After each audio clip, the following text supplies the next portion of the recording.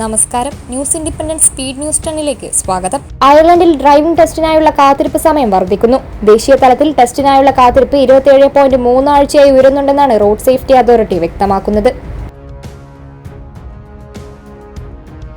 North ഡബ്ലിനിൽ ഇരുചക്രവാഹനമിടിച്ച് പോലീസുകാരൻ മരിച്ചു. ലാൻസ്ടൗണിലായിരുന്നു സംഭവം. വാഹനങ്ങളുടെ വേഗപരിശോധനയ്ക്കിടെ അദ്ദേഹത്തെ ഇരുചക്രവാഹനം ഇടിക്കുകയായിരുന്നു. യൂറോവിഷൻ സോങ് കണ്ടസ്റ്റിൽ ഇസ്രായേലിനെ പങ്കെടുപ്പിക്കരുതെന്ന ആവശ്യവുമായി 350-ലധികം ഐറിഷ് TV ഫിലിം പ്രൊഡ്യൂസർമാർ. ഇക്കാര്യം ചൂണ്ടിക്കാട്ടി യൂറോപ്യൻ ബ്രോഡ്കാസ്റ്റിംഗ് യൂണിയന് ഇവർ കത്ത് നൽകി. ഇന്ത്യൻ ഓഹരി വിപണിയിൽ വൻ കുതിച്ചുകയറ്റം. 79,484.47 നിന്ന് വ്യാപാരം തുടങ്ങിയ സെൻസെക്സ് 81,830.65 വരെ എത്തി. ഇന്ത്യ പാക് വെടിനിർത്തൽ കരാറും US-ഉം ചൈനയും തമ്മിലുള്ള താരിഫ് തർക്കം പരിഹരിക്കപ്പെട്ടതുമാണ് നേട്ടമായത്.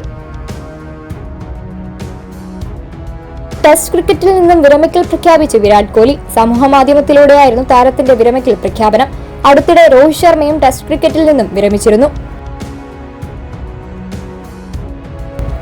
അയർലൻഡിൽ ഈ വാരം വെയിലും മഴയും കലർന്ന കാലാവസ്ഥയ്ക്ക് സാധ്യത. താപനില 23 ഡിഗ്രി സെൽഷ്യസ് വരെ ഉയരാം. വൈകുന്നേരങ്ങളിൽ പല ഭാഗങ്ങളിലും മഴയും ലഭിക്കും. ചൈനയും അമേരിക്കയും തമ്മിലുള്ള വ്യാപാര യുദ്ധത്തിന് താൽക്കാലിക വിരാമം. 90 ദിവസത്തേക്ക് പകരച്ചുങ്കം പിൻവലിക്കാൻ ഇരു രാജ്യങ്ങളും തമ്മിൽ ധാരണയായി. പുതുക്കിയ തീരുവ ഈ മാസം 14 മുതൽ നിലവിൽ വരും. ഇന്ത്യക്കെതിരെ പാകിസ്ഥാൻ ഉപയോഗിച്ചത് ചൈനീസ് നിർമ്മിത ഡ്രോണുകളെന്ന് ഇന്ത്യൻ സേന. PL-15 ഉൾപ്പെടെയുള്ള ചൈനീസ് മിസൈലുകൾ ഉപയോഗിച്ചാണ് പാകിസ്ഥാൻ ആക്രമിച്ചത്. എന്നാൽ ഇതെല്ലാം ഇന്ത്യ വിജയകരമായി തകർത്തെറിഞ്ഞുവെന്നും സേന വ്യക്തമാക്കി. നന്ദൻകോട് കൂട്ടക്കൊലക്കേസിലെ പ്രതി കേതൽ ജിൻസൺ രാജ കുറ്റക്കാരനെന്ന് കോടതി. പ്രതിക്കായുള്ള ശിക്ഷയിൽ വാദം നാളെ നടത്തും. 2017-ലായിരുന്നു രക്ഷിതാക്കൾ ഉൾപ്പെടെ 4 പേരെ കേതൽ മഴുകൊണ്ട് വെട്ടിക്കൊലപ്പെടുത്തി കത്തിച്ചത്.